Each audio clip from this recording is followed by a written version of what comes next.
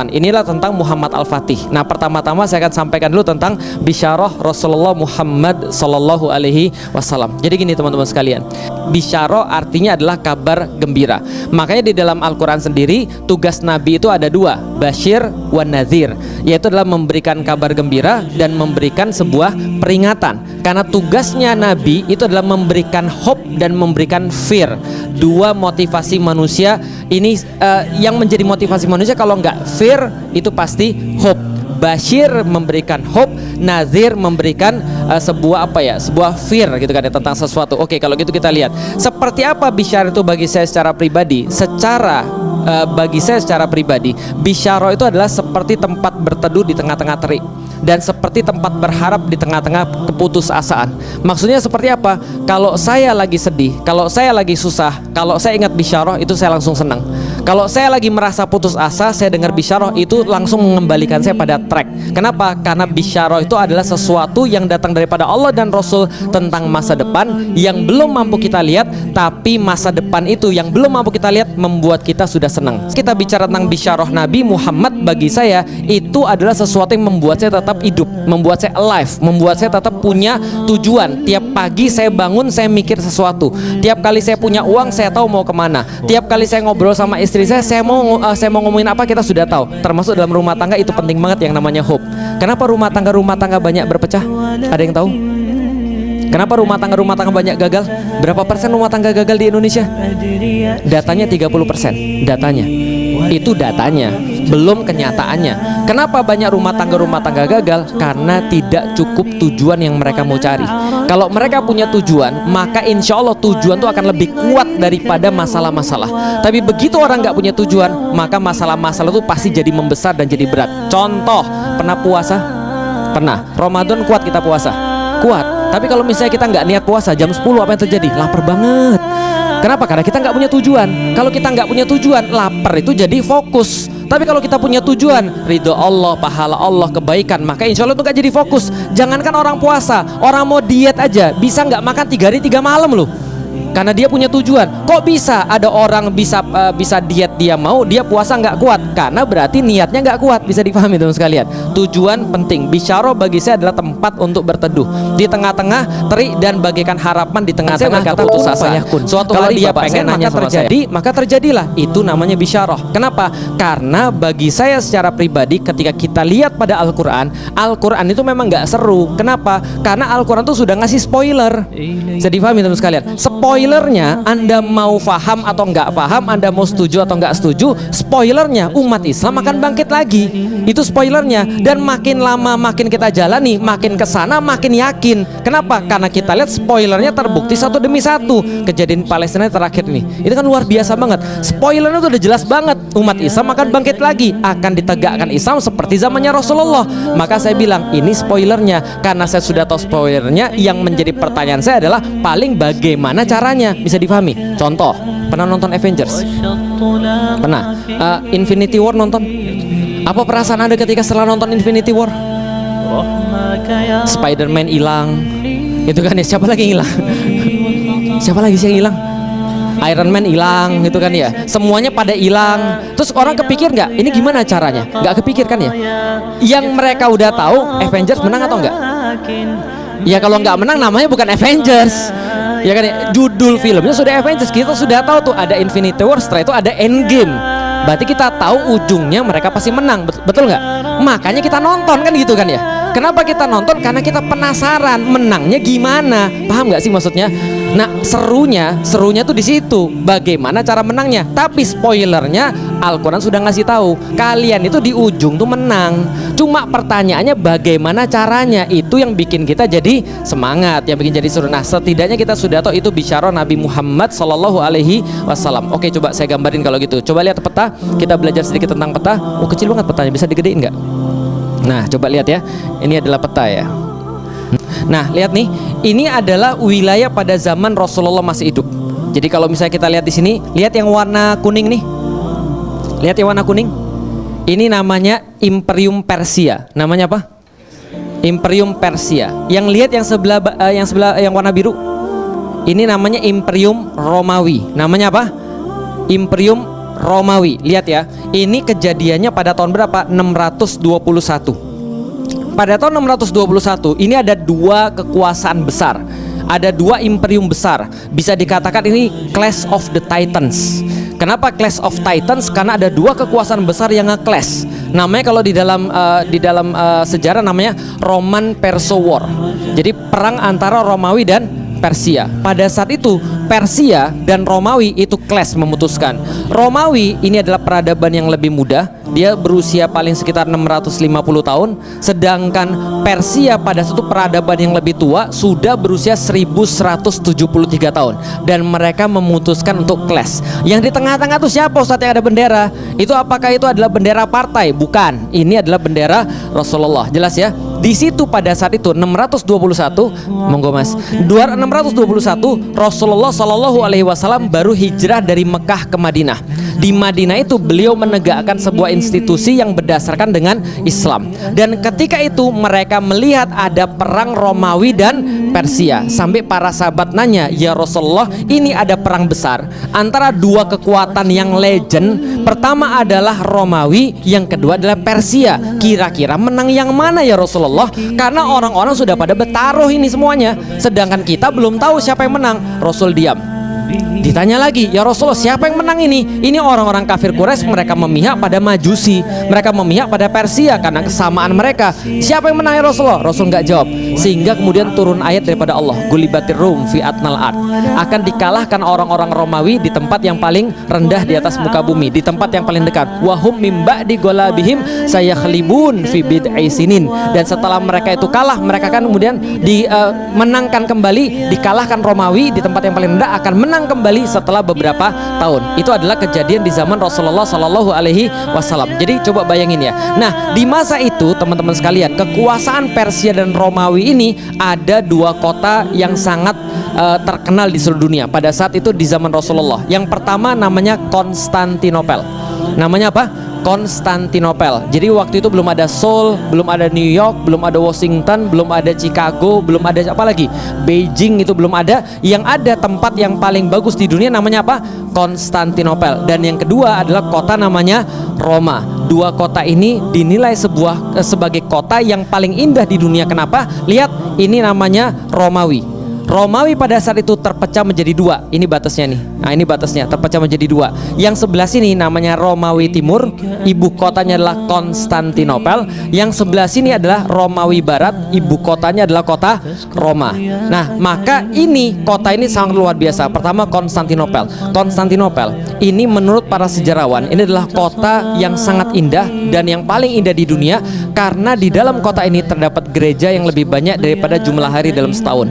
Setiap jalan-jalannya dihias dengan batu porfiri dan batu marmer, sebelah kiri dan kanan pilar-pilar tegak, lalu kemudian di belakangnya ada bangunan-bangunan bertingkat untuk melindungi seluruh lanskap kota yang sangat luar biasa. Dan di Konstantinopel ini teman-teman sekalian ada satu gereja yang menjadi gereja pusat daripada Kristen di seluruh dunia, namanya Hagia Sophia.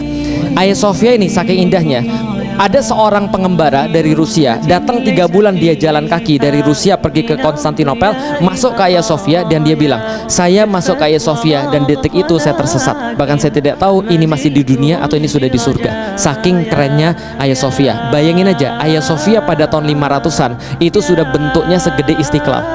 Dibayangin ya, itu pada tahun 500-an. Kubahnya besar sekali dan tidak ada kubah yang lebih besar selama 1000 tahun ke depan. Dan gereja Hagia Sophia ini dihiasi dengan batu permata dan emas. Ketika ditimpa sinar matahari itu kayak ya luar biasa ya. Itu bagusnya keren banget.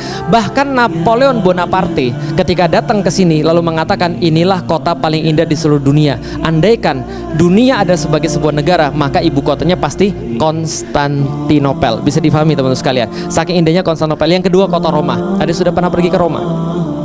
Sampai sekarang Roma ini alun-alunnya banyak sekali, dan setiap alun-alunnya ada banyak sekali fontaine. Dan sampai sekarang fontaine di kota Roma itu bisa diminum langsung. Air mancurnya tuh bisa langsung diminum. Kenapa? Karena teknologi pengangkatan air-air dari pegunungan tuh masuk semua ke dalam kota Roma. Dan kota Roma sampai sekarang masih menjadi pusat Kristen Katolik di seluruh dunia. Kalau bukan gara-gara Konstantinopel, sudah pasti kota ini menjadi kota nomor 1 di seluruh dunia. Berarti ada 2 kota. Yang pertama apa? Konstantinopel. Yang kedua kota apa? Roma. Dan dua-duanya disebutkan oleh Rasulullah Shallallahu Alaihi Wasallam dalam satu hadis. Kapan? Kita balik lagi. Ceritanya ketika satu hari di mana perang ini terjadi, termasuk perang paling sulit dalam sejarah Islam. Namanya perang apa? Perang Ahzab. Namanya perang apa? Ahzab. Dalam bahasa Indonesia Ahzab artinya koalisi. Perang koalisi. Ahzab itu artinya jamak daripada hizab.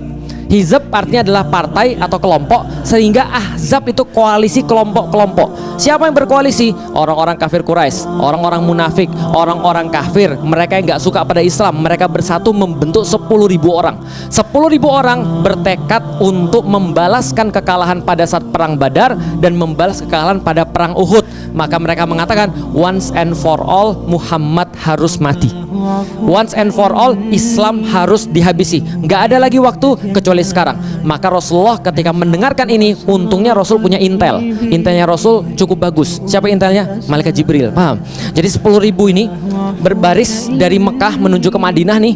Ini 6 hari lagi nyampe nih. Rasul dikasih tahu sama Malaikat Jibril, ini ada 10.000 orang baris ke tempat kamu. Mereka ingin menghancurkan Madinah once and for all. Maka Rasul katakan, kumpulin para sahabat, hitung pasukannya ada berapa. Siap sahabat, siap Rasulullah. Sahabat udah hitung berapa? 3.000 orang. 3.000 lawan 10.000. Yang menang siapa? Logika. Yang menang siapa? 10.000 secara logika. Nggak hanya itu, waktu persiapannya ada berapa? 6 hari. Rasul katakan, oke, kalau gitu siapa yang punya usul? Lalu kemudian bagaimana cara kita bisa mengalahkan pasukan 10.000 ini? Salman Al-Farisi, orang Persia, angkat tangan lalu berkata, ya Rasulullah, kami biasa di Persia. Ketika kami menghadapi pasukan yang lebih banyak jumlahnya daripada kami bangun parit ya Rasulullah, sehingga kami dan mereka bisa terpisah, dan kami bisa punya tempat yang lebih tinggi, kami bisa panah mereka, dan kita bisa memenangkan pertempurannya kalau kita bisa bikin parit. Maka Rasul memutuskan untuk membuat parit mengelilingi sebelah utara Madinah. Lihat nih, ini adalah parit yang mengelilingi sebelah utara Madinah yang namanya Khandaq. Makanya parit dalam bahasa Arab Khandaq, perang ini juga disebut dengan perang Khandaq. Paritnya berapa luas? Paritnya kalau dihitung 8,5 km. Berapa? 8,5 km. 8,5 km tuh kalau di tempat kita di Jakarta dari mana sampai mana? Kalau saya ngitung itu dari Cawang sampai Semanggi. Itu 8 kilo tuh, Cawang sampai Semanggi. Bayangin, buat parit dari Cawang sampai Semanggi, ukuran paritnya kata Salman Al-Farisi adalah lebarnya harus 5 meter, dalamnya harus 3 meter, supaya kuda kalau masuk nggak bisa loncat lagi. Kalau misalnya kuda mau lompat, ya mikir-mikir berapa lebarnya? 5 meter, dalamnya berapa? 3 meter. Harus selesai dalam waktu 6 hari. Berapa kilo? 8,5 km. Antum pernah pergi umroh? Pernah pergi umroh? Tahu tanah Madinah tahu? Tanah Madinah itu tanah-tanah hitam, batunya kerikil, panas luar biasa, dan nggak bisa dicangkul. Bisanya dilembing, paham maksudnya? Bisa dilembing. Bayangin para sahabat harus ngerjain itu dalam waktu berapa? 6 hari. Semuanya stres dan semuanya bilang, kami hampir-hampir tidak bisa pergi ke WC karena kami harus menyiapkan perang. Bahkan saking stres semuanya, mereka mengatakan tidak ada hari yang lebih berat daripada Khandaq. Kenapa? Karena hari ini kita diuji pagi, siang, malam dan seterusnya. Mereka nggak pernah beristirahat. Suatu waktu ketika mereka lagi gali parit, kemudian Rasulullah Shallallahu Alaihi Wasallam dipanggil sama mereka. Ya Rasul, lapor, ada satu batu yang nggak bisa kami pecahkan. Batu ini gede banget, nggak bisa kami pecahkan. Sudah dicoba banyak orang, sudah nggak bisa ya Rasulullah. Ini membuktikan Rasul itu lebih kuat daripada yang lain. Rasul datang, mana lembingnya? Rasul pegang lembing, diludahi batunya, lalu kemudian bilang Allahu Akbar, pukul sekali, nggak pecah, tapi ada kilatan putih. Kemudian Allahu Akbar, kemudian pukul lagi, kilatan putih lagi. Pukulan ketiga, Allahu Akbar, pecah berantakan, dan sahabat ngeliat kilatan putih yang ketiga kalinya. Apa kata Rasulullah menjelaskan semua itu? Sahabat nanya, ya Rasulullah, ketika dipukul tadi ada 3 kilatan putih, benar ya Rasulullah? Rasul bilang, kalian lihat juga? Iya. Apa itu ya Rasulullah? Rasul bilang, kilatan pertama Allah memperlihatkan kepadaku istana-istana merah Romawi, dan kemudian aku akan menaklukkan Romawi, kalian akan menaklukkan Romawi. Dan pukulan yang kedua, Allah memperlihatkan kepadaku istana-istana putih Persia, dan kalian akan sampai ke sana juga. Yang ketiga, gerbang-gerbang di kota Yaman diperlihatkan kepadaku, dan kalian akan sampai ke sana. Lalu kemudian para sahabat senang sekali, dan para sahabat kepikiran sampai malam. Begitu ada waktu istirahat nih, lagi ngumpul, mereka bilang gini, ya Rasulullah, mohon maaf nih ya Rasulullah, kan tadi kan itu kan sudah sampai ke Roma nih, sudah sampai kemana? Sudah sampai ke Persia nih. Mohon maaf ya Rasulullah, kan kita tahu ada 2 kota yang paling hebat di dunia, Konstantinopel dan kota Roma. kami ini dari tadi penasaran ya Rasulullah, yang mana yang akan dibebaskan terlebih dahulu, Konstantinopel atau Roma? Coba lihat ya pertanyaan para sahabat itu, enggak pertanyaan yang bersifat yang enggak rendah gitu maksudnya, enggak cemen pertanyaannya. Apa pertanyaannya? Yang mana yang akan ditaklukkan duluan, Konstantinopel atau Roma? Berarti di dalam kepala mereka apa? Dua-duanya pasti takluk, karena mereka udah yakin. Yang mereka penasaran, nah itu yang cemennya tuh. Yang cemennya adalah mana yang duluan. Paham gak sih maksudnya? Tapi di kepala mereka dua-duanya udah selesai. Tapi dalam pertanyaan mereka adalah yang mana duluan ya? Ya Allah, nggak penting banget tuh pertanyaan. Tapi setidaknya kita jadi tahu mental para sahabat, bahwasanya kerennya mereka adalah setiap perkataan Rasulullah bagi mereka kepastian. Konstantinopel selesai, Romawi selesai. Cuma penasaran yang mana duluan. Akhirnya Rasul menjawab dalam salah satu hadis. Rasul berkata, Madinatu Hirokla tuftahu awalan. Pelajaran yang kedua, ini pertanyaan stres, benar. Tapi jawaban Rasulullah itu adalah sesuatu yang bisa menenangkan mereka. Teman-teman tahu nggak? Begitu Rasul ditanya oleh para sahabat, yang mana yang akan dibebaskan terlebih dahulu, itu orang Yahudi pada nyinyir. Halah, besok udah mati juga. Besok tuh 10.000 datang, tahu nggak? Lu besok belum tentu hidup. Lu ngomong tentang Konstantinopel Roma, ngaya lu. Ternyata Rasul bukan ngomong gini, udah fokus dulu, yang penting adalah kita besok dulu selamat, udah jangan mikir yang lain dulu. Apakah Rasul bilang begitu? Enggak. Rasul kasih mereka hope, Rasul kasih mereka harapan. Madinatu Hirokla tuftahu awalan. Kalian akan membebaskan kotanya Heraklius terlebih dahulu, atau kota Konstantinopel. Setelah itu baru kota. Bisa dipahami sampai di sini? Satu hadis, dua kota itu disebutkan. Maka Rasul katakan Madinatu Hirokla tuftahu awalan. Itu sahabat senang banget. Cerita singkatnya adalah kita sudah tahu bahwasanya kita menang di perang Ahzab karena bantuan angin daripada Allah. Lalu kemudian Rasul mengeluarkan satu hadis yang sangat luar biasa. La tuftahanal Konstantinia fala ni'mal amiruha wala ni'mal jaishu dzalikal jaish. Akan dibebaskan kota Konstantinopel, dan sebaik-baik mereka, panglima yang terbaik adalah panglima yang membebaskannya, dan sebaik-baik pasukan adalah pasukan yang ikut serta dalam membebaskannya. Coba bayangin teman-teman sekalian, kalau Rasul sudah ngomong kayak gini, kalau andai kan ada di antara para sahabat, Anda mau nggak jadi orang yang dimaksud? Ini Rasul katakan ada seorang yang terbaik yang akan muncul, yaitu yang membebaskan kota Konstantinopel. Dia akan memimpin pasukan-pasukan yang terbaik. Semua orang terobsesi dengan hadis ini, dan semua orang nyari gimana caranya saya bisa dapat hadis ini. Yang sudah saya tahu ini udah pasti takluk, cuma gimana caranya? Akhirnya mereka mikir. Lalu ada seorang namanya Abu Ayyub Al-Ansori. Pada tahun 674 umurnya sudah berusia kira-kira 80 tahun. 80 tahun dia dengar Yazid bin Muawiyah, Yazid anaknya Muawiyah mau bikin ekspedisi pergi ke Konstantinopel. Maka dia bilang, Yazid, bapak mau ikut? Yazid bilang, sudahlah pak, bapak sudah waktunya beristirahat. Udah bapak serahin aja sama kita yang muda-muda. Lagian kenapa bapak ikut? Bapak lebih baik di rumah. Serahkan yang kayak gini-gini sama kami. Pak tenang aja pak, kami lebih hebat daripada kalian. Lantas kemudian Abu Ayyub tetap berkata, enggak, saya mau ikut. Kenapa sih bapak maksa-maksa banget mau ikut? Lalu kemudian Abu Ayyub berkata, saya punya janji pada Rasulullah Sallallahu Alaihi Wasallam. Apa janjinya? Saya pernah mendengar hadis tentang pembebasan kota Konstantinopel, dan saya pernah bertanya sama Rasulullah, ya Rasulullah, seolah-olah aku ingin untuk berada dengan mereka membebaskan kota Konstantinopel, seolah-olah aku ingin mendengarkan gemerincing pedang dan derap kaki kuda pasukan yang menaklukkan kota Konstantinopel. Maka Rasulullah mengiyakan, kamu nanti akan berada di sana. Itu kata Rasulullah. Maka Abu Ayyub bilang, saya mau ikut. Ya sudahlah, namanya veteran perang Badar, kalau sudah minta nggak bisa ditolak dong. Akhirnya dia dibawa. Di tengah jalan Abu Ayyub sekarat. Ketika disekarat, maka dia mengatakan, jangan makamkan mayat saya dimanapun ketika saya meninggal, tapi kalau saya benar-benar meninggal, makamkan mayat saya tepat di bawah tembok Konstantinopel. Yang disebutkan oleh Rasulullah, supaya tunai hadis Rasulullah pada saya, bahwa saya akan mendengarkan gemerincing pedang dan derap kaki kuda pasukan yang menaklukkan Konstantinopel. Akhirnya benar mereka ke sana, mereka tanam mayat Abu Ayyub di sana, mereka kalah, lalu mereka balik lagi. Dilanjutkan Maslamah bin Abdul Malik pada saat itu membawa 120.000 pasukan, kalah. Harun ar-Rasyid sangat kuat, kalah. Bayezid pertama, Sultan Turki, kalah. Murad kedua, kalah. Akhirnya kemudian kalah terus, karena kenapa? Karena tempatnya sangat luar biasa. Oke, balik lagi, cepetan nggak ngomongnya? Oke, kalau gitu saya akan lampetin ya. Baik, kita belajar sejarah. Ini adalah namanya batas antara Asia dan Eropa. Nanti kalau teman-teman sempat pergi ke sana, kita akan sampai di satu-satunya kota di dunia yang punya 2 benua dalam wilayahnya. Oke, coba lihat nih. Ini namanya Selat Bosforus. Namanya apa? Selat Bosforus. Ini namanya apa? Selat Dardanel. Selat apa namanya? Oke, lihat nih, ini pemisah antara Asia dan Eropa. Sebelah kanan dari ini saya garisin ya, ini saya garisin. Sebelah kanan garis yang saya garisin ini adalah Asia. Sebelah kirinya adalah Eropa. Batasnya cuma apa? Selat Bosforus. Oke, perbesar Konstantinopel. Indah ya? Konstantinopel. Makanya dibilang kota yang terindah. Lihat, ini Konstantinopel, bentuknya kayak segitiga, kayak tanduk.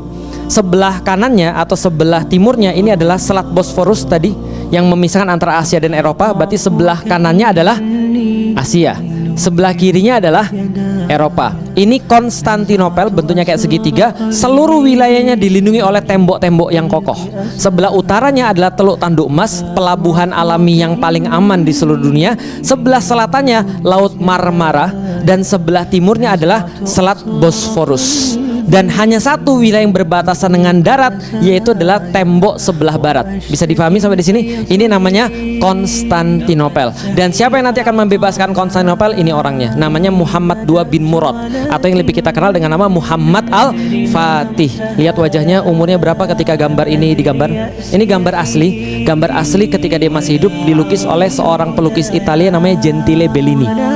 Jadi dia pernah melukis wajah Muhammad Al-Fatih ketika Muhammad Al-Fatih menaklukkan Konstantinopel. Maka dilukislah wajahnya kayak gini. Ini umurnya kira-kira berapa nih? 28, salah. 21, salah. 21. Benar. Umurnya 21. Berapa umurnya? Kok jenggotnya banyak? Karena dia orang Turki. Kalau orang Turki jenggotnya banyak, orang Arab jenggotnya banyak. Kalau orang Cina jenggotnya cuma segini. Jadi mohon maaf ya, Ustadz Felix itu nggak sunnah. Kenapa? Jenggotnya cuma segitu aja. Itu mah bukan jenggot sunnah, namanya jenggot Pancasila. Cuma 5 itu kan. Bisa dihitung gitu kan ya. Sebenarnya saya sudah coba untuk menumbuhkan jenggot, dikasih udah obat-obatan, terus saya coba saya pakai. Yang numbuh bukan di sini, malah di sini yang numbuh. Itu guyonan bapak-bapak ya. Oke, kita lihat. Namanya Muhammad II bin Murad. Bapaknya namanya Murad, dan bapaknya juga mencoba menaklukkan Konstantinopel namun tidak bisa. Dan dia beristiqomah dan dia berazam agar anaknya yang nanti akan menaklukkan kota Konstantinopel. Nah, caranya gimana? Ini penting sekali. Muhammad Al-Fatih oleh bapaknya dari kecil dipilihkan guru yang paling bagus. Dipilihkan siapa? Guru yang paling bagus. Kritik saya terhadap sistem pendidikan di Indonesia adalah sistem pendidikan di Indonesia itu terlalu banyak untuk mengandalkan kurikulum. Padahal sistem pendidikan di dalam Islam itu bukan kurikulum. Balik lagi yang saya omongin tadi, yang penting kurikulum atau orangnya? Kurikulum atau orangnya? Orang. Guru itu adalah orang yang memberikan karakter, transfer of karakter, bukan hanya transfer of knowledge. Bisa difahami ya. Sedangkan sistem pendidikan barat fokusnya adalah transfer of knowledge. Dalam pendidikan Islam standarnya adalah transfer of karakter. Bisa difahami. Contoh, kalau Anda cuma transfer of knowledge, Anda bisa pakai Google. Google lebih tahu daripada siapapun. Jelas ya. Tapi kalau Anda transfer of karakter, itu nggak bisa dari Google. Transfer of karakter apa? Berguru. Itu cuma satu, berguru. Datang duduk, lalu kemudian dengar, itu Anda berguru. Maka kalau berguru, transfer of karakter. Nah, Muhammad Al-Fatih dipilihkan guru-guru terbaik supaya transfer of karakter. Coba lihat apa yang terjadi. Yang dipilih ada dua. Pertama, Syekh Ahmad Al-Qurani, karena pendidikan pada anak-anak setelah kemudian masa prabalik itu harus diinstal Al-Quran dulu, suruh ngafalin Al-Quran dulu. Maka dia dididik oleh Syekh Ahmad Al-Qurani, yang ketemu dengan Muhammad Al-Fatih sekitar umur 8 tahun, lalu melihat anak ini kemudian petantang-petenteng, namanya juga anak sultan. Banyak zaman sekarang yang bukan anak sultan juga petantang-petenteng, apalagi anak sultan beneran, bukan sultan yang sultan kayak sekarang gitu. Dia petantang-petenteng, langsung kemudian gurunya bilang, mohon maaf ini Sultan Murad, mohon maaf ini anaknya diserahkan pada saya. Iya, boleh nggak saya didik dia dengan cara saya? Orang Turki bilang, oh jangan ditanya lagi. Orang Turki itu punya kebiasaan, kalau sudah punya guru, guru lebih penting daripada orang tua. Bisa paham di sini? Guru lebih penting daripada orang tua. Murad bilang, serahkan anak ini pada kamu. Pokoknya mau diapain terserah. Ertugrul itu pernah bilang pada anaknya Osman, Osman, ini gurumu namanya Syekh Adebali. Syekh Adebali seperti cahaya daripada Allah. Kalau Anda membuat saya menjadi kecewa, saya paling marah dan paling sedih. Tapi kalau kamu membuat dia kecewa, kamu nggak saya akui sebagai anak. Paham maksudnya? Guru lebih penting daripada orang tua, karena orang tua bapak biologis, kalau guru adalah bapak ideologis. Maka kemudian Murad menjamin, ini semua kamu yang atur, kamu yang didik. Maka Syekh Ahmad Al-Qurani bawa kayu, Lihat ya, ini kalau guru ya bawa kayu, sini Muhammad gitu kan ya, masih anak 8 tahun ini sampai dipukul tanpa sebab, tar pakai kayu. Kayunya patah, Muhammad Al-Fatih waktu itu masih namanya Muhammad kecil itu, Muhammad itu langsung nurut sama gurunya. Terbukti ketika dia sudah gede, setelah membebaskan kota Konstantinopel, dia bilang begini dalam catatan dia, saya nggak tahu kenapa, saya tuh ketemu dengan guru-guru saya yang lain, ulama-ulama tuh nyium tangan saya, tapi begitu saya ketemu dengan Ahmad Al-Qurani, saya pengen nyium tangan dia. Paham maksudnya? Karena karismanya luar biasa. Ini Ahmad Al-Qurani keturunan langsung daripada Abu Bakar As-Siddiq. Maka kemudian dia katakan bahwa saya tuh belajar sama dia. Kalau nggak karena pukulan itu, nggak jadi Muhammad Al-Fatih yang sekarang. Dengan pukulan itu 2 tahun setelahnya dia hafal Quran. Berapa tahun? 2 tahun. Cukup 2 tahun dia hafal Quran. Kenapa? Karena pukulan tadi. Beda ya antara pukulan orang yang soleh sama pukulan orang yang nggak soleh. Pertama, kalau zaman sekarang ada guru mukul anaknya, kira-kira gimana? Ya sudah langsung dituntut gitu kan ya. Padahal zaman dulu orang tua kita selalu bilang ya, gue dulu di sekolah dimarahin guru, di rumah kita kasih tahu orang tua, kita dipukul orang tua. Paham teman sekalian? Kenapa? Karena guru lebih penting daripada orang, daripada pelajarannya. Guru itu ridhonya adalah ilmunya. Kalau guru nggak ridho, ilmu tuh kita nggak dapat. Ini kan yang kita dibiasain di tengah-tengah orang-orang pesantren, bahwasanya guru lebih penting daripada ilmu. Saya diajarin ketika saya belajar sama guru saya ngajarin pentingnya ridho guru. Ada guru saya lagi, itu punya guru lagi, dia cerita ada satu pesantrennya Said Muhammad yang ada di Mekah, itu punya murid-murid. Ada salah satu muridnya cuma disuruh nyapu di tempat yang sama setiap hari selama 4 jam, selalu nyapu di tempat yang sama. Setelah selesai kemudian pelajaran-pelajaran, yang nyapu-nyapu itulah yang nanti akan mewarisi kebesaran ilmu gurunya. Kenapa? Itu namanya khidmat. Khidmat itu lebih tinggi daripada ilmu. Karena kalau orang ngejar ilmu dulu, yang dia dapetin nanti bukan apapun selain kemudian ilmu itu. Tapi kalau dia ngejar kepada gurunya, yang dia dapat adab dan ilmunya. Bisa difahami? Itulah ulama-ulama salaf mengatakan adab itu lebih dulu daripada ilmu. Bisa difahami sampai di sini? Gurunya mukul, dia langsung belajar. Yang kedua, namanya Syekh Syamsuddin. Gurunya ini luar biasa. Kenapa? Gurunya ini polimat. Jadi dia tuh jenius dalam berbagai macam ilmu. Dia tahu tentang masalah pengobatan, dia tahu matematika, dia tahu astronomi, dia tahu hadis. Dan kelebihan daripada Syekh Syamsuddin adalah ngerti sejarah dan memahami bagaimana psikologi manusia selain ilmu-ilmu yang lain. Maka dia menugaskan pada Muhammad Al-Fatih banyak sekali. Kisahnya dengan Syekh Syamsuddin, suatu waktu Muhammad Al-Fatih kecil itu kemudian diceritain terus tentang semua tokoh-tokoh hebat, teladan, cerita tentang Rasulullah, tentang para nabi, tentang panglima-panglima besar di dalam Islam, seluruhnya diceritain pada Muhammad Al-Fatih. Sampai satu saat dia bawa Muhammad Al-Fatih melihat kota Konstantinopel dari kejauhan. Kemudian dia bilang, "Nak, kamu lihat apa itu, Nak?" "Iya, saya lihat itu kota Konstantinopel, Guru." "Kamu tahu itu kota apa?" "Kota yang akan kita taklukkan suatu hari nanti. Kakek saya sudah pengen, bapak saya pengen, buyut saya juga pengen, dan itu akan kita taklukkan suatu saat nanti." Lalu Syamsuddin bilang, "Tahu nggak, Nak, saya sudah banyak berdoa pada Allah, dan saya sudah banyak bertahajud pada Allah, dan saya sangat yakin bahwasanya semua orang yang pengen menaklukkan itu setelah kamu itu tidak akan bisa. Dan kemarin-kemarin bukan mereka yang ditakdirkan sebagai pembebas Konstantinopel, karena saya sangat yakin, dugaan saya, dan saya sangat husnudzon dengan dugaan saya bahwa yang dimaksud sebagai pemimpin terbaik yang kelak akan memimpin pasukan terbaik adalah engkau, Nak, engkau pemimpin pembebas Konstantinopel." Itu dia ngomong sama Muhammad Al-Fatih. Maka dia bilang, yakin dia dari saat itu saya yang dimaksud di dalam hadis. Bisa dipahami? Apa yang dia lakukan? Dia jadi orang yang istimewa. Lihat tuh, dia menguasai 8 bahasa ketika umur 16 tahun. Berapa bahasa? 8. Berapa tahun? 16 tahun. Kita berapa tahun? 40 tahun. Yang kita bisa apa aja bahasanya? Alhamdulillah Ustadz, bahasa Jawa karena saya orang Jawa. Bahasa Indonesia Alhamdulillah Ustadz. Sedikit-sedikit saya bisa bahasa Sunda dan juga bahasa Inggris dan bahasa isyarat. Ya 5 lah ya, Alhamdulillah ya.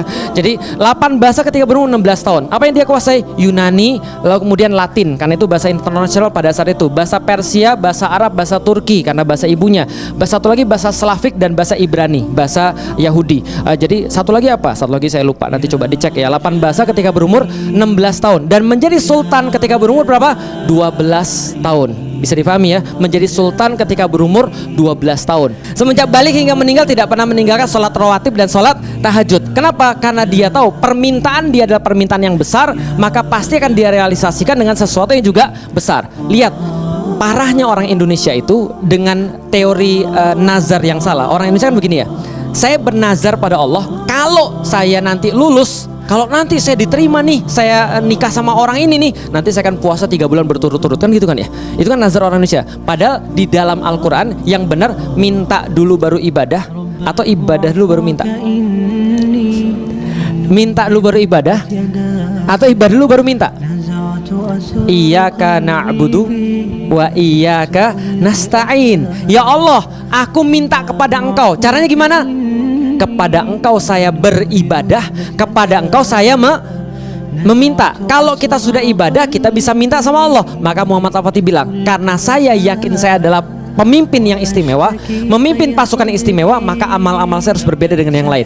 Seumur hidupnya, semenjak dia balik hingga meninggal, dia nggak pernah meninggalkan sholat rawatib dan sholat tahajud. Paham sampai di sini teman sekalian? Dan dia juga punya pasukan yang juga sama hebatnya, karena dia tahu bocorannya Rasulullah adalah dia akan memimpin pasukan terbaik. Maka pasukan terbaik haruslah pasukan yang paling dekat dengan Allah. Masa pasukannya ada nama pasukan Inkisaria, Yeni Seri.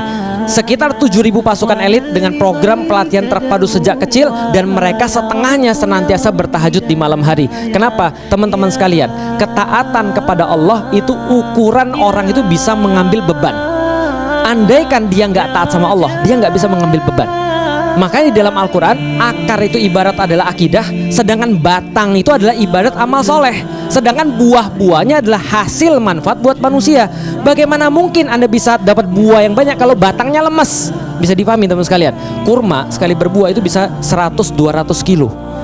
Tapi kalau batangnya kuat, batangnya itu apa? Ibadah. Jangan harap Anda bisa kasih manfaat pada banyak orang kalau Anda ibadahnya nggak bisa. Bisa dipahami. Maka Muhammad Al-Fatih bilang, saya itu orang istimewa, ibadahnya harus istimewa. Kalau pasukan saya pengen meraih sesuatu yang besar, maka juga harus dengan sesuatu yang besar. Apa? Tahajud di malam hari, minta pada Allah. Maka kemudian setengahnya pasukannya tahajud di malam hari. Dan dia tidak hanya bicara tentang masalah agama, dia juga melakukan amal-amal yang berkaitan dengan pembebasan Konstantinopel. Dia bangun benteng namanya Rumeli Hisar. Bentengnya 82 meter, melanjutkan usaha buyutnya yang membangun benteng Anadolu Hisari. Oke, bingung? Bagus. Kita lihat peta lagi. Apa ini namanya nih? Bosforus. Masih ingat Konstantinopel bentuknya kayak apa? Kayak segitiga. Nah, ini tanduknya di sini nih. Nah, ini segitiganya nih. Nah, cuma di bawah sini. Nah, ini segitiganya, bisa lihat ya. Oke, nah ini adalah namanya Teluk Tanduk Emas. Mentok Teluk Tanduk Emas. Ini Selat Bosforus yang membedakan antara Asia sebelah sini dan Eropa. Nah, buyutnya sudah bangun benteng di sini namanya Anadolu Hisari. Hisar dalam bahasa Turki artinya benteng. Anadolu artinya Anatolia. Anatolia artinya Asia kecil. Maka benteng yang terletak di Asia kecil. Nah, Muhammad Al-Fatih punya ide. Kalau saya serius pengen membebaskan kota Konstantinopel, maka jalur ini harus saya potong. Jalur ini harus saya tutup, saya potong. Gimana caranya? Saya akan bangun benteng di depan sini. Karena Selat Bosforus ini panjangnya 32 km dan yang paling sempit ya di sini, sekitar 550 meter aja.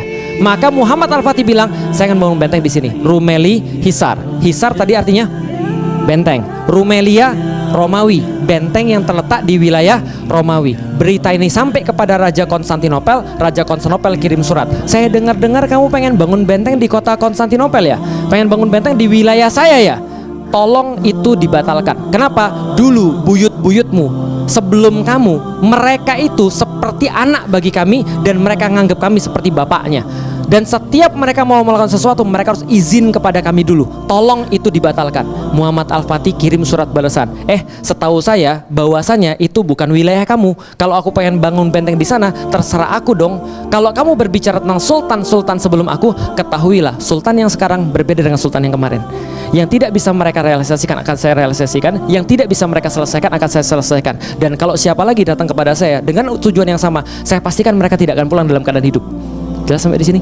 Oke, kalau gitu kita lihat. Langsung setelah itu bentengnya dibangun. Ini bentengnya ini coba lihat, ini side plan-nya bentengnya.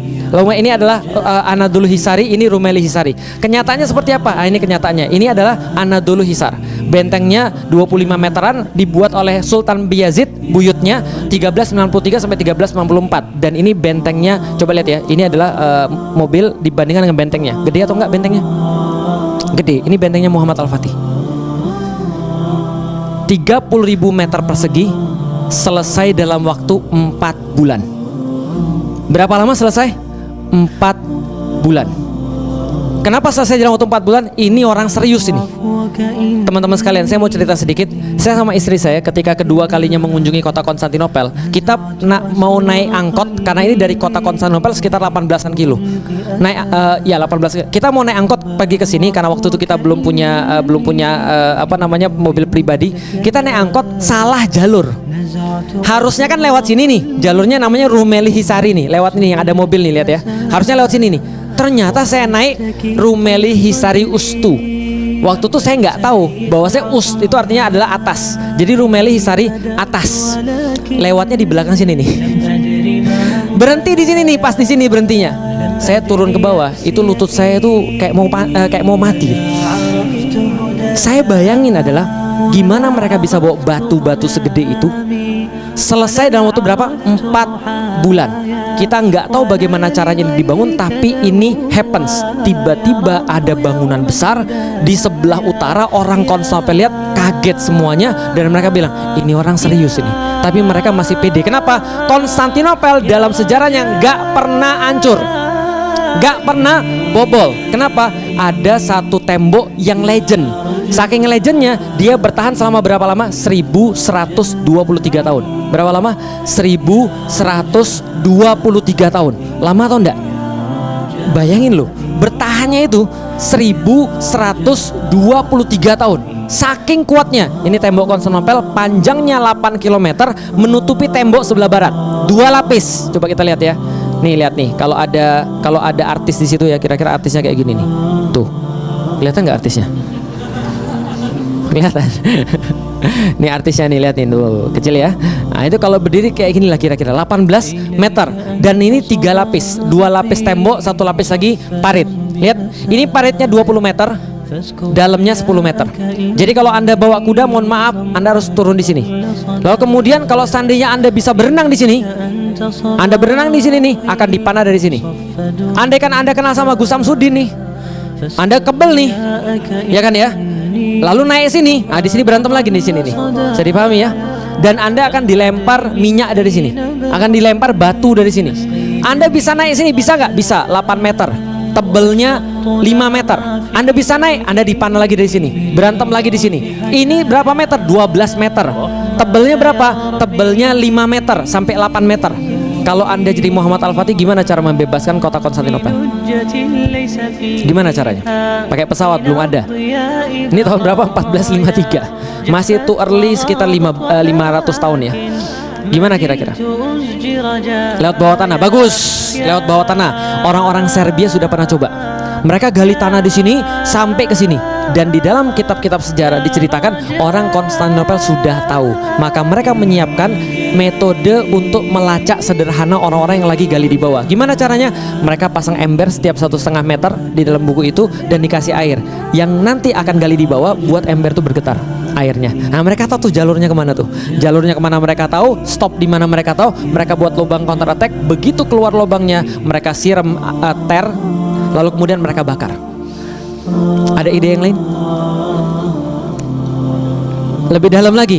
Nggak bisa, fondasi. Ada ide yang lain lagi? Ya udahlah, kita pakai itu Ustaz, pelempar batu. Udah dicoba selama ratusan tahun, 1123 tahun, nggak berhasil. Gimana lagi kira-kira? Ya udahlah Ustaz, kita istighosah aja lah Ustaz. Lebih nggak bisa lagi gitu kan ya. Oke, Muhammad Al-Fatih mikir dan dia nggak dapat jawaban. Sampai satu waktu pucuk dicinta ulam tiba. Ada seorang seniman senjata namanya Orban. Orban ini pembuat senjata. Maka dia menemukan senjata yang paling bagus di zamannya dan dia tawarin pada Kaisar Konstantinopel. Kaisar bilang, "Berapa harganya?" "Harganya segini." Kaisar bilang, "Mohon maaf, kami nggak punya uang." Kenapa? Lagi sulit ekonomi zaman sekarang, kita nggak bisa buat. Maka akhirnya Orban datang pada Muhammad Al-Fatih menawarkan rancangan senjatanya. Kata-kata Muhammad Al-Fatih pertama dicatat oleh sekretarisnya. Muhammad Al-Fatih bilang begini ketika bertemu dengan Orban, "Bisa nggak engkau membuat sebuah senjata yang bisa melontarkan proyektil sebesar ini?" Pakai 2 tangannya melontarkan proyektil sebesar ini. Muhammad Al-Fatih ahli fisika terapan. Nanti ketika perang dia nyiptain mortar juga. Teman-teman tahu impact sama dengan massa kali percepatan. Kalau andai kan ada massa sebesarnya bisa dilempar dengan percepatan tertentu, itu tembok hancur tuh. Maka kemudian Orban dengan perhitungan sederhana mengatakan, jangan-jangan Anda berniat untuk menghancurkan tembok Konstantinopel? Muhammad Al-Fatih menjawab, kalau iya kenapa? Orban menjawab, kalau iya kebetulan.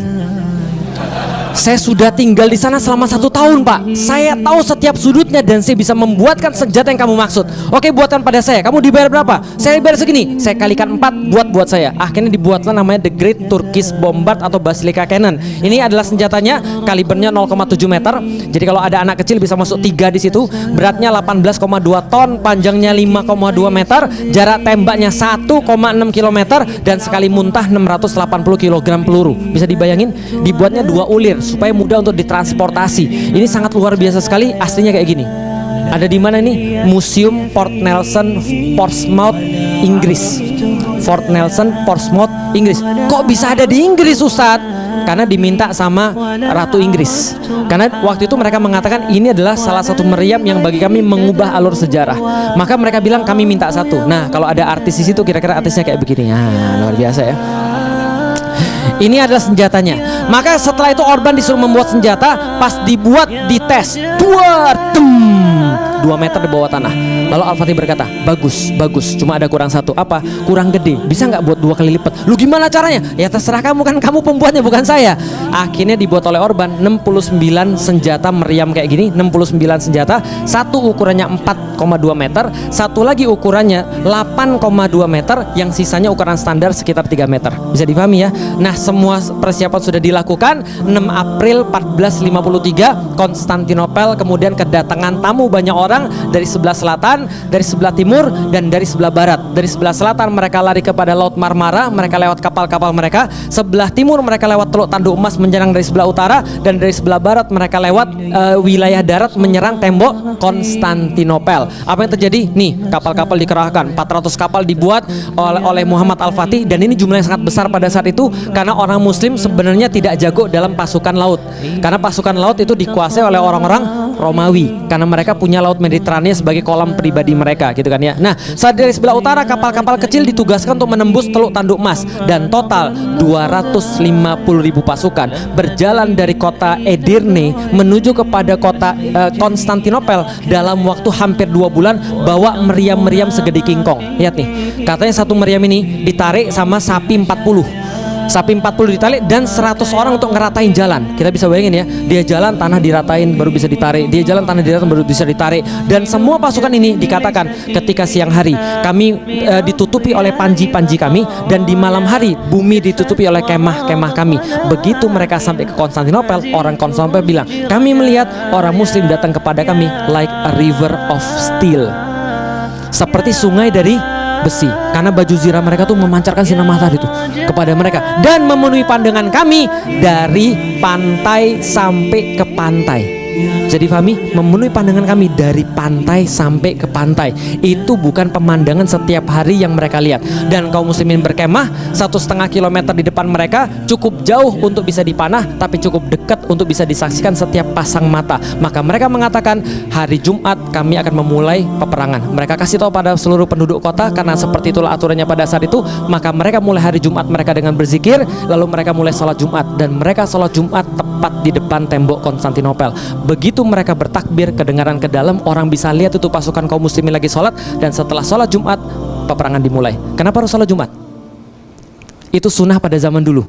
Peperangan dimulai pada hari Jumat. Kenapa? Setiap hari Jumat seluruh kaum muslimin meminta doa kepada Allah memudahkan pasukan-pasukan di garis depan. Makanya hari Jumat doain tuh saudara-saudara kita di Palestina, itu sunnah. Nah, kalau gitu kita lihat mereka menyerang dari mana? Dari selatan, dari timur, dan dari barat. Menang atau kalah? Menang pasukan Muhammad Al-Fatih atau Konstantinopel? Pasukan sudah dikerahkan semua. Yang terjadi Muhammad Al-Fatih kalah total. Kalah total. 400 kapal habis hanya dengan 27 kapal. Kenapa? Diceritakan oleh para sejarawan di dalam kitab-kitab bahwasanya 27 kapal mereka itu lebih gede daripada kapal-kapal kaum muslimin, seperti kayu dikerubutin oleh semut, kata mereka. Karena kapal-kapal orang barat sudah jago, mereka punya kapal galeon, kita punya kapal frigat. frigat-frigat kecil itu loh. Mereka punya kapal galeon, geli yang sangat besar-besar. Maka pasukan laut kalah. Pasukan dari sebelah utara nggak bisa masuk. Teluk Tanduk Emas ditutup oleh rantai yang sangat besar. Dan dari sebelah barat gimana? Kan ada meriam. Betul, meriam ditembakkan. Sekali tembak hancur berantakan. Tapi baru ketahuan kelemahannya. Apa? Reloadnya 3 jam sekali. Nah, coba bayangin ya. Yang belajar fisika akan tahu ketika mesiu diledakkan dan kemudian batu gesek sama tembaga, itu kan friksi panasnya luar biasa. Sekali friksi panasnya, kalau itu terlalu cepat dingin, retak pecah.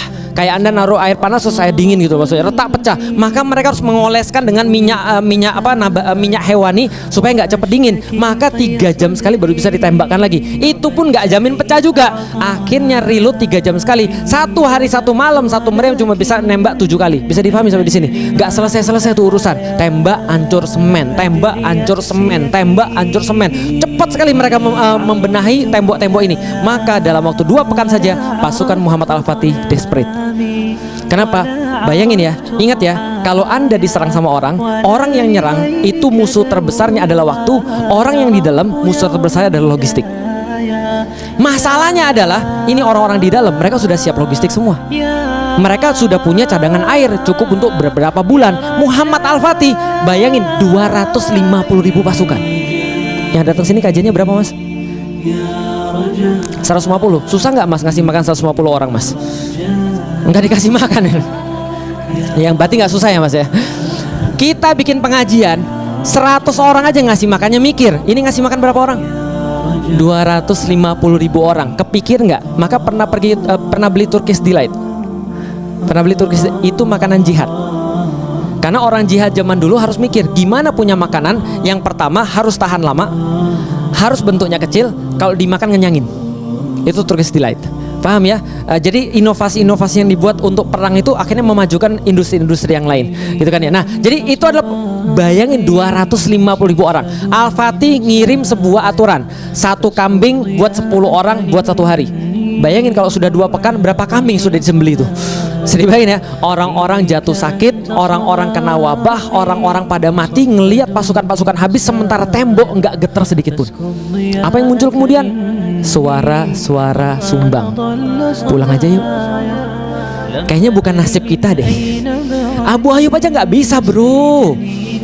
Padahal dia sahabat Rasulullah gitu loh. Siapa Muhammad Al-Fatih? Anak 21 tahun. Ngapain dia di situ? Orang-orang pada stres. Ini ngapain? Ini ambisi dia aja. Gak bisa. Dalam hal-hal sulit ingat akan muncul suara-suara sumbang. Kita nggak bisa. Ketika Muhammad Al-Fatih tahu ini terjadi pada mereka, maka Muhammad Al-Fatih ngumpulin pasukan-pasukannya, bos-bosnya, diajak rapat. Maka Al-Fatih bilang, oke, sekarang kita rapat. Kasih tahu saya, kita pulang atau kita terus perang. Gak ada yang berani ngomong. Kenapa? Al-Fatih 21 tahun, temperamental. Salah ngomong dikit kena hukum. 1 orang berani ngomong, namanya Halil Pasha. Halil Pasha ini penasehat dari zamannya bapaknya Muhammad Al-Fatih. Dia bilang gini, nak, saya tahu kamu dari kecil. Kamu tahu juga kan siapa saya? Iya, tentu saja saya tahu siapa kamu. Kamu penasehat dari zaman bapak saya. Maka izinkan saya memberikan nasihat. Saya kasih tahu, semua tentang kamu itu bagus. Gak ada satupun orang yang bisa membangkitkan seluruh orang kecuali kamu. Gak ada yang bisa menyatukan kecuali kamu. Cuma kamu orang yang bisa membangkitkan pasukan dan mengatur sampai sebegini hebat. Tapi sayangnya, saya lihat semakin lama kamu semakin keras kepala. Saya lihat kamu itu ya melakukan sesuatu yang mustahil. Ini gak akan bisa dilakukan, nak. Mundur. Lebih baik kita mundur dan kita atur strategi daripada semuanya mati. Ke belakang diketahui Halil Pasha terima uang dari orang-orang Konstantinopel. Ke belakang, tapi Muhammad Al-Fatih nggak suka. Begitu mendengar kata-katanya dia nggak suka. Sebelum selesai Muhammad Al-Fatih nggak sukanya dan Muhammad Al-Fatih ngomong, meja digebrak sama seorang mualaf namanya Zaganos Pasha. Zaganos Pasha mengatakan, jangan dengarkan kata-kata dia. Sesungguhnya dia hendak memadamkan semangat kita. Kita kasih tahu, saya refresh lagi. Kita kemari bukan nyari menang. Yang kita cari adalah hidup mulia atau mati syahid. Dan keduanya sudah terpapar di depan mata kita. Dan kita tidak akan pernah kalah di bawah benteng-benteng dan batu-batu. Allah bersama kita. Siapa yang mau lanjut, kita nggak akan pernah pulang. Maka kemudian Al-Fatih bilang, oke, kalau gitu lanjut atau enggak? Seluruh pasukan bilang, lanjut. Kalau gitu masalahnya apa? Masalahnya adalah ada problem nih. Ini nggak bisa ditembus. Coba lihat petanya. Nah, ini nggak bisa ditembus nih. Di sini ada apa? Rantai. Di sini kapal-kapalnya keok, hancur semua. Di sini temboknya terus-menerus diperbaiki. Gimana caranya? ada satu kemudian advisor bilang, Muhammad Al-Fatih, Sultan, saya punya ide. Gimana Sultan? Gimana idenya? Idenya gini, kita kan sekarang kan dihalangi sama rantai nih. Oke, kita kan punya kapal nih. Lalu kemudian kapal ini bisa kita daratkan di sini, ya kan ya? Lalu kemudian mau gimana lagi? Ya tapi ini juga agak susah sih. Al-Fatih bilang, ini juga saya sudah pikirin dari semalam. Gimana? Al-Fatih bilang, kalau kapalnya sudah kita daratkan di situ, kita tarik kapalnya, lalu kemudian kita balik lagi ke lautan. Mudah bukan, kata Sultan Muhammad Al-Fatih? Para advisor bilang ini, iya juga ya. Tapi mohon maaf Sultan, dalam kitab sejarah, tapi mohon maaf Sultan, bukankah ini adalah bukit 65 meter? Kata Muhammad Al-Fatih, iya, tapi kan cuma 1,5 kilometer aja panjangnya. Tapi ini tidak pernah dilakukan sebelumnya. Muhammad Al-Fatih bilang, itu justru adalah elemen or surprise. Mustahil Sultan. Maka keluar quotes yang sangat luar biasa. Jangan bilang mustahil kecuali kamu sudah mati dalam mencobanya. Paham maksudnya? Jadi kalau sudah mati baru mustahil. Kalau belum mati berarti masih bisa. Jangan bilang mustahil kecuali kalau sudah mati dalam mencobanya. Akhirnya diputuskan kapal-kapal akan melalui Bukit Galata. 21 April 1453 diputuskan kapal-kapal akan melalui Bukit Galata. Esoknya apa terjadi? 22 April 1453 72 kapal pindah dari Selat Bosforus menuju pada Teluk Tanduk Mas dalam waktu 1 malam. Berapa kapal? 72 kapal dibawa. Pagi-pagi orang-orang Konstantinopel bangun kaget karena teriakan takbir dari atas Bukit Galata. Mereka lari naik ke atas benteng. Mereka melihat, yang mereka saksikan adalah sebuah pemandangan yang menghancurkan hati mereka. Kenapa? Kapal-kapal turun dari Bukit Galata menuju pada Teluk Tanduk Mas. 72 kapal turun dan mereka bilang, Muhammad Al-Fatih orang gila. Orang-orang menjadikan ombak-ombak sebagai tempat kapal-kapalnya jalan, ini menjadikan bukit-bukit sebagai pengganti ombak-ombak. Maka mereka bilang Konstantinopel sudah selesai. Kenapa? Kapal-kapal masuk ke dalam tempat yang paling aman bagi kita. Itu pukulan mental luar biasa. Tapi masih terjadi kemudian peperangannya sampai 27 Mei 1453. Tembok hancur besar. Kenapa? Ada seorang ahli lagi mengatakan, ahli dari bukan muslim, dia mengatakan, kalian nggak pernah belajar ya bahwasanya ngancurin tembok besar tuh gampang. Gimana caranya? Tembak bentuk segitiga, tembak tengah hancur semuanya. Maka ada satu lubang yang sangat besar yang mereka buat oleh kaum muslimin pada tanggal 27 Mei 1453. Al-Fatih katakan, berhenti semuanya berperang. Berhenti semua berperang. Kenapa? Lusa 29 Mei kita akan melakukan serangan yang terakhir. Kalau kita kalah, biar kita mati di bawah batu-batu ini. Kalau kita menang, kita memiliki kota ini. Dan aku tidak mau hidup kalau aku harus memimpin tanpa kota ini. Paham maksudnya? Maka kita harus kemudian serangan terakhir 29. 27 berhenti, 28 seluruh pasukan diperintahkan untuk berpuasa.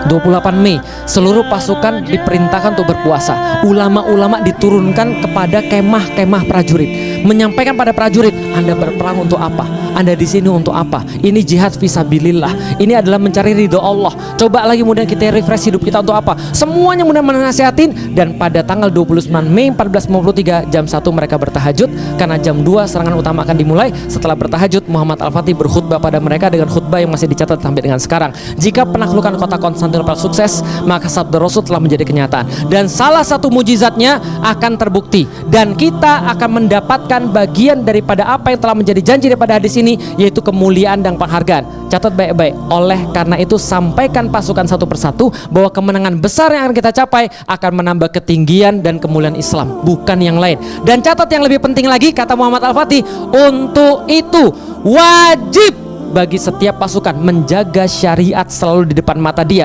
dan jangan sampai ada di antara mereka yang melanggar syariat yang mulia ini. Persis nggak dengan ucapan Kang Ubed? Kang Ubed tahu? Ini sering muncul, Menteri Kebahagiaan Internasional yang sering membawakan kita berita-berita bahagia. Abu Ubaidah. Abu Ubaidah bilang apa? Bantu kami di sini dengan menjaga diri kalian dari maksiat. Jadi kalau kalian jaga diri kalian dari maksiat, kalian udah bantu kami dengan bantuan yang benar-benar berarti. Jangan maksiat. Karena kalau kalian maksiat, Gaza nggak akan dimenangkan. Bantu kami untuk jaga maksiat. Itu katanya Abu Bakar. Ketika ada orang yang bermaksiat di antara kita, Allah tahan pertolongan Allah itu di langit. Kenapa? Karena ada yang bermaksiat. Tapi kalau ada yang tidak bermaksiat di antara kita, Allah pasti akan memenangkan kita. Maka Al-Fatih katakan, jangan langgar syariat, dan kalau menang jangan ngusik tempat peribadatan dan gereja.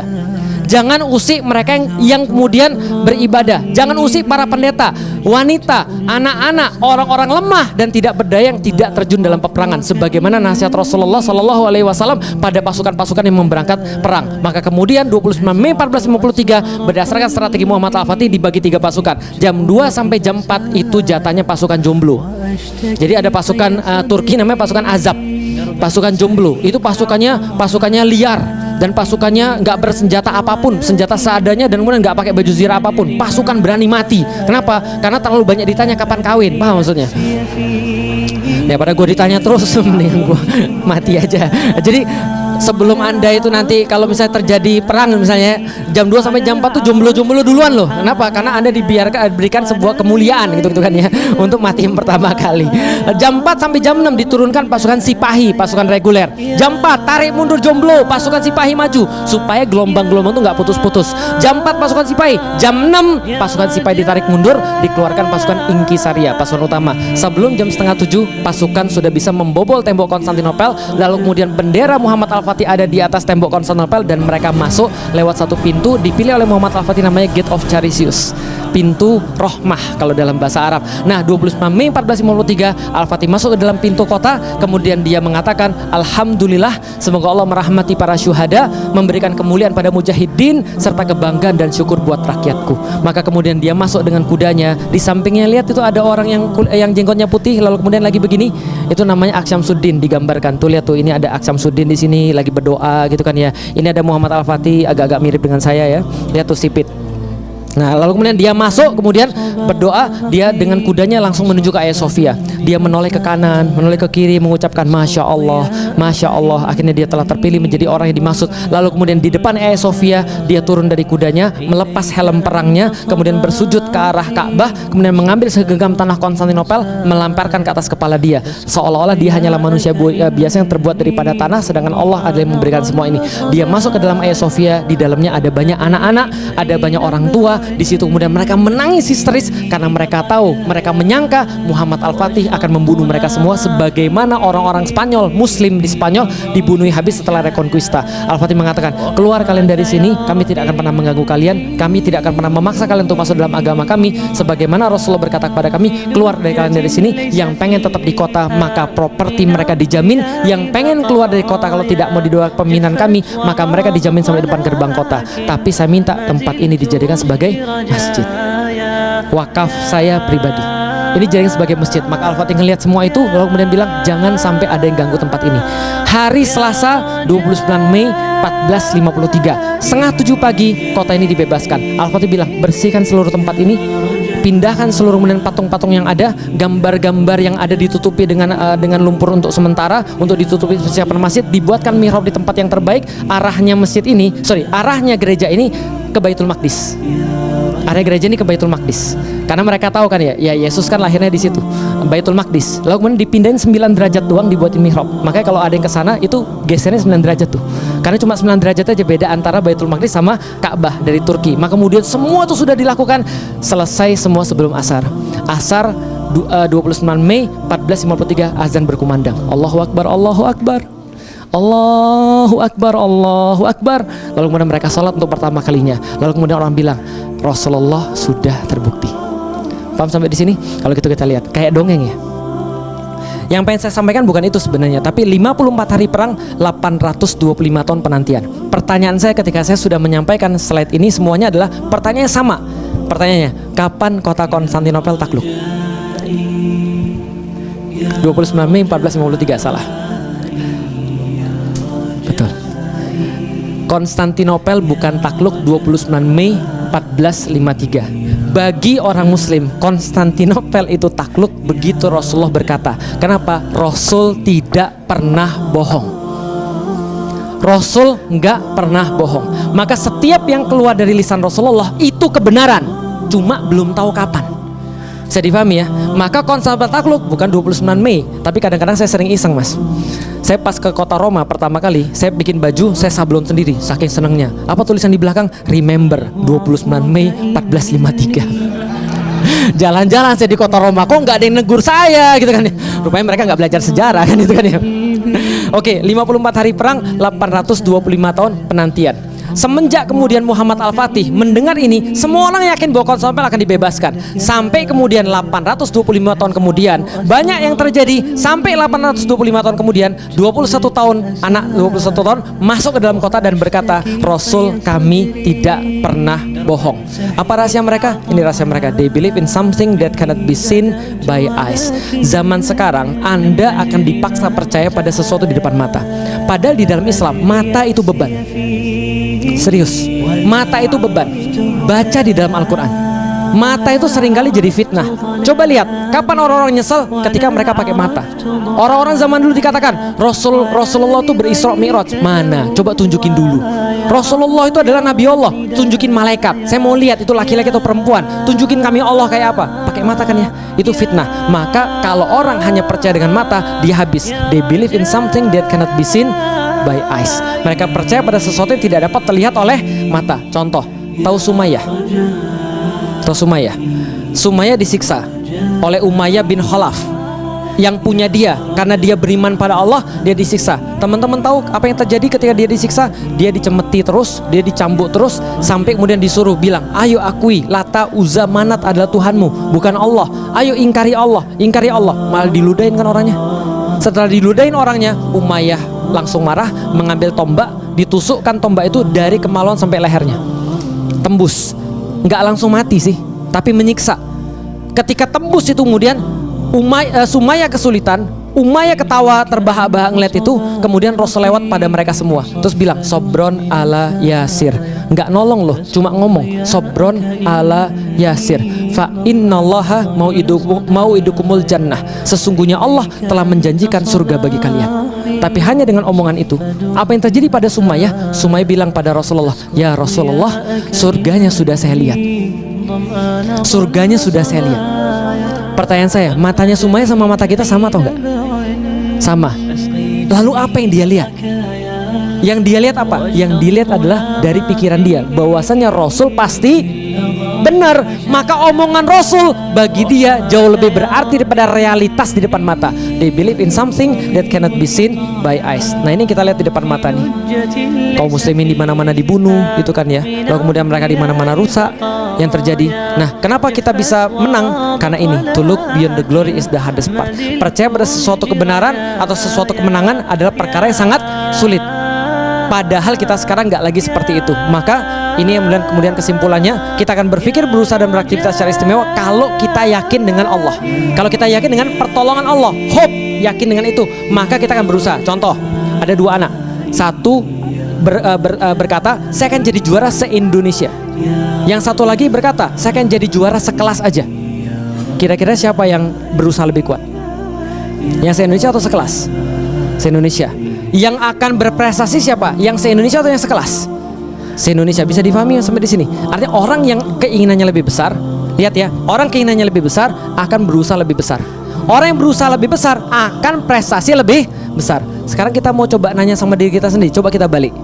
Berarti orang berprestasi karena ada usaha yang besar. Kenapa orang usahanya besar? Karena keinginannya besar. Pertanyaannya, nggak usah dijawab sih, coba jawabnya dalam hati aja. Kalau menurut teman-teman sekalian, kita tuh udah prestasi atau belum? Kalau misalnya nih kita belum berprestasi, kenapa kita belum berprestasi? Karena usaha kita biasa-biasa aja. Kenapa usaha kita biasa-biasa aja? Karena mungkin kita nggak pengen apapun. Lihat ya, satu hadis bisa buat kejadian ini. Satu orang percaya satu hadis bisa membuat perbedaan yang sangat besar. Teman-teman sekalian, Muhammad Al-Fatih meninggal sebelum kota Roma takluk. Tapi dia membebaskan kota Konstantinopel usianya 21 tahun. Di situ 23 tahun mereka akan tahu pada satu masa satu orang pemuda begitu besar mengubah dunia. Sampai kemudian 1453 semua orang yakin Rasul itu pasti benar.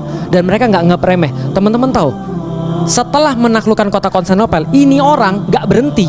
Terus menerus kemudian melakukan penaklukan sampai akhirnya dia bisa menaklukkan kota Otranto. Otranto itu kalau seandainya bentuk Itali, semenanjung Italia itu kan kayak kaki ya. Otranto tuh kayak di mata kakinya itu loh.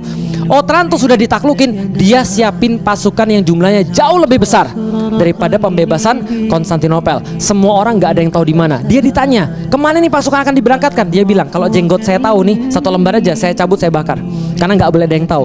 Tapi ada orang yang tahu. Siapa yang tahu? Paus Sixtus tahu. Kenapa? Karena kemana lagi pasukan yang diberangkatkan kalau bukan ke Roma. Maka dia ngungsi ke kota Avignon di sebelah selatan Paris. Maka kemudian ketika dia mengungsi 1483, dia dapat telegram. Telegram itu cuma tertulis sederhana saja, La Grande Aquila è morta. Elang perkasa itu sudah mati. Kenapa? Diracun sama dokternya sendiri. Muhammad Al-Fatih meninggal dalam keadaan pergi ke kota Roma. Maka seluruh orang-orang barat berkata, baguslah dia sudah mati. Maka lonceng-lonceng di San Marco ini loh, alun-alun San Marco di Venezia itu dibunyiin untuk kematian satu orang. Namanya siapa? Muhammad Al-Fatih. Dan sejarah online berkata, kalau orang ini dikasih 20 tahun lagi, maka sudah pasti tidak ada Kristen di dunia Eropa. Karena mereka bilang ini orang kayak antichrist, kira-kira begitulah. Nah, makanya kemudian ini satu orang, Muhammad Al-Fatih. Pertanyaan saya sederhana, kapan Muhammad Al-Fatih menaklukkan kapan Konstantinopel ditaklukkan? Ketika Rasulullah ngomong, yakin Roma takluk? Pertanyaannya adalah siapa dan bagaimana. Maka untungnya Al-Fatih itu gelar. Maka ada lagi nanti gelar Al-Fatih untuk membebaskan kota Roma. Mudah-mudahan bermanfaat dan mudah-mudahan nanti kita bisa untuk sampai ke sana dan ngelihat seperti apa kota Konstantinopel. Assalamualaikum warahmatullahi wabarakatuh.